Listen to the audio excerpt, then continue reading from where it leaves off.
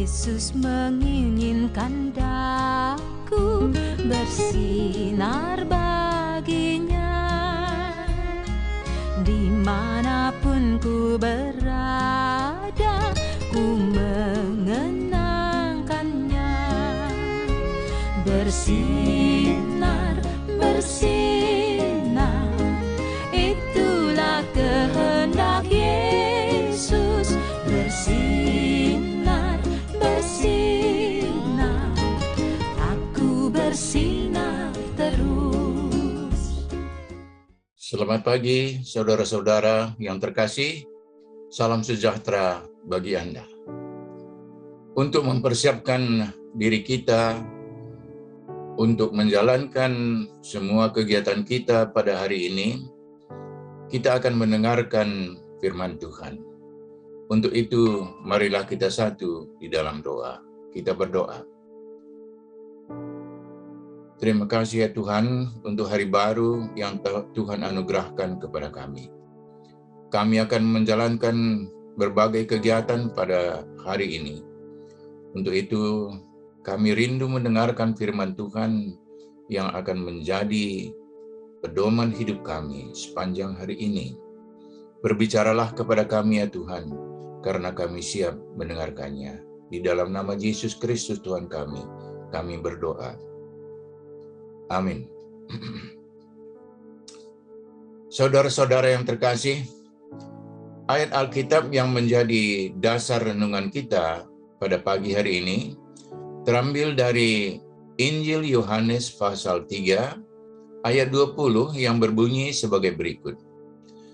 Sebab barang siapa berbuat jahat, membenci terang, dan tidak datang kepada terang itu, supaya perbuatan-perbuatannya yang jahat itu tidak nampak. Saudara-saudara, ada satu perkataan yang sangat populer pada akhir-akhir ini. Perkataan itu adalah transparan atau keterbukaan. Sebuah organisasi atau pemerintahan dikatakan transparan apabila segala sesuatu yang diperbuat oleh organisasi atau pemerintah itu dapat diakses oleh banyak orang, dapat diakses oleh penduduk. Oleh karena itu, organisasi atau pemerintahan yang seperti itu disebut organisasi yang transparan. Tetapi, kalau sebuah organisasi atau pemerintahan yang tidak transparan, mereka tentu tidak membuka segala sesuatu yang dilakukan oleh organisasi atau pemerintahan itu. Mengapa? Karena ada hal-hal yang disembunyikan. Ada hal-hal yang tidak layak diketahui oleh masyarakat umum, karena di balik semua kegiatan-kegiatan itu ada kejahatan-kejahatan ataupun ada perbuatan-perbuatan yang tidak baik. Oleh karena itu, maka transparansi akan tidak dilakukan. Malahan segala sesuatu disembunyikan. Firman Tuhan yang kita baca tadi dengan jelas mengatakan bahwa orang yang berbuat jahat tidak transparan, tetapi malahan lebih daripada itu membenci terang. Karena dalam terang semuanya akan kelihatan, dalam terang semuanya akan transparan. Sehingga kalau orang datang kepada terang, maka segala perbuatan-perbuatan yang dilakukan oleh orang itu akan nampak, kelihatan, transparan semuanya. Dalam Injil Yohanes pasal 8 ayat 12, Tuhan Yesus berkata, "Akulah terang dunia." Kalau kita kaitkan ayat ini dengan ayat bacaan kita tadi, kita dapat mengatakan bahwa barang siapa berbuat jahat, membenci terang, itu berarti bahwa orang yang berbuat jahat membenci Yesus Kristus, karena Yesus Kristus itu adalah terang yang sesungguhnya. Mengapa orang membenci Yesus?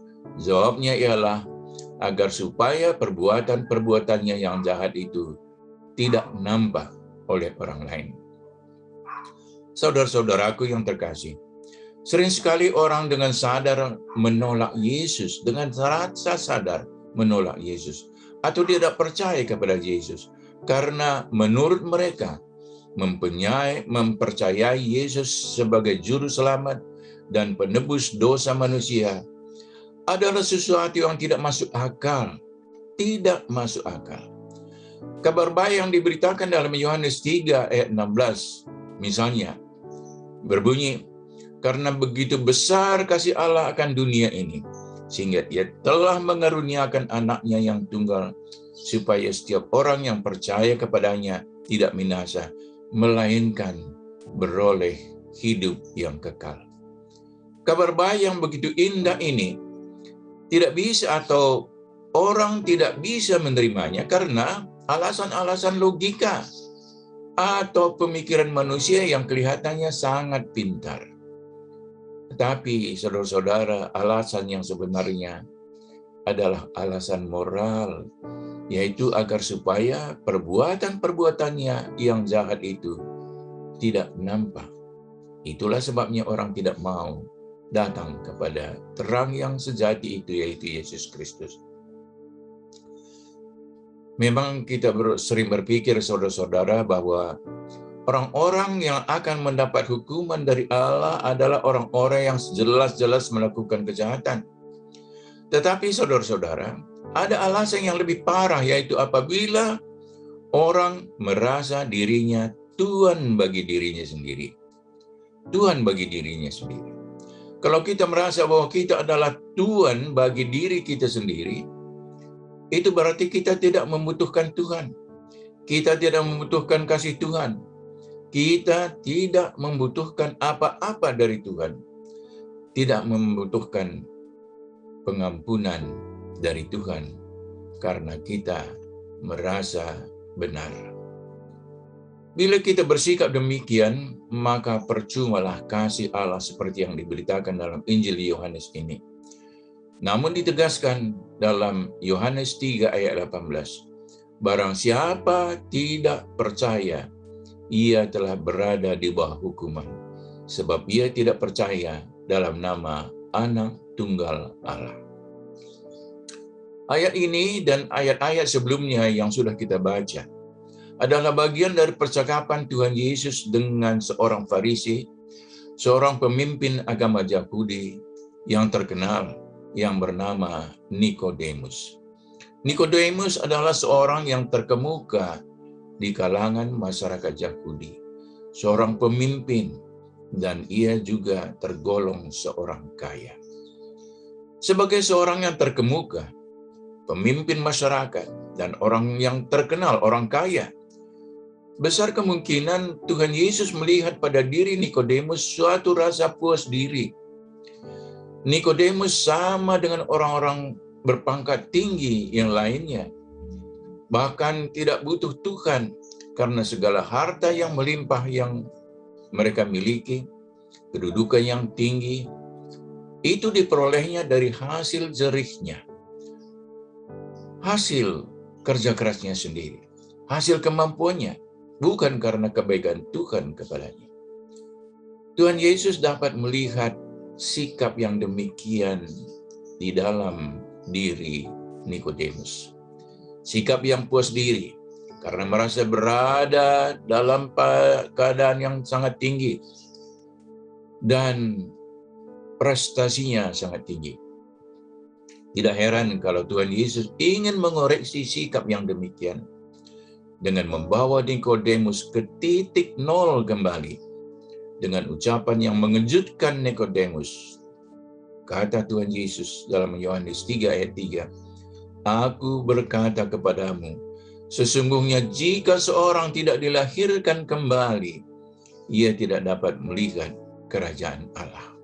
Dilahirkan kembali, mulai dari titik nol kembali. Ini berarti bahwa Tuhan Yesus mau melucuti segala atribut yang menimbulkan kesombongan bagi manusia. Seperti tadi sudah dikatakan, dosa yang paling besar di atas segala kejahatan ialah apabila manusia merasa Tuhan atas dirinya sendiri. Tidak membutuhkan Tuhan, sehingga tidak mau mendekatkan diri kepada terang yang sesungguhnya, yaitu Yesus Kristus.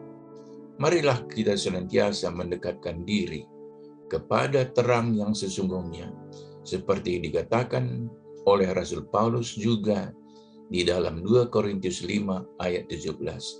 Siapa yang ada di dalam Kristus, ia adalah ciptaan baru. Yang lama sudah berlalu, sesungguhnya yang baru sudah datang. Saudara-saudara, biarlah hidup kita dan langkah-langkah hidup kita diterangi oleh terang yang sejati itu, yaitu hidup dalam persekutuan erat dengan Kristus Yesus Tuhan kita. Biarlah Dia juga menjadi pelita dalam jalan yang kita tempuh sepanjang hari ini. Amin. Mari kita berdoa. Terima kasih Tuhan atas firman-Mu. Kami bukan apa-apa tanpa Engkau. Tanpa kasih-Mu, kami bukan apa-apa. Bimbinglah kami, agar kami tetap berjalan dalam terang. Dalam kesempatan ini kami berdoa untuk semua anak-anak kami yang masih sekolah. Kami percaya Tuhan memperhatikan segala kesulitan yang mereka hadapi dalam belajar dalam situasi pandemi seperti sekarang ini. Tolonglah semua anak-anak kami dan juga orang tua agar sanggup mengatasi segala problem yang dihadapi. Kami percaya dengan terang Tuhan semua pihak akan dapat menemukan jalan keluar dari kemelut yang dihadapi pada waktu sekarang ini. Terimalah kiranya doa kami ini ya Tuhan, karena kami mohon dalam nama Yesus Kristus, Tuhan kami yang hidup. Amin.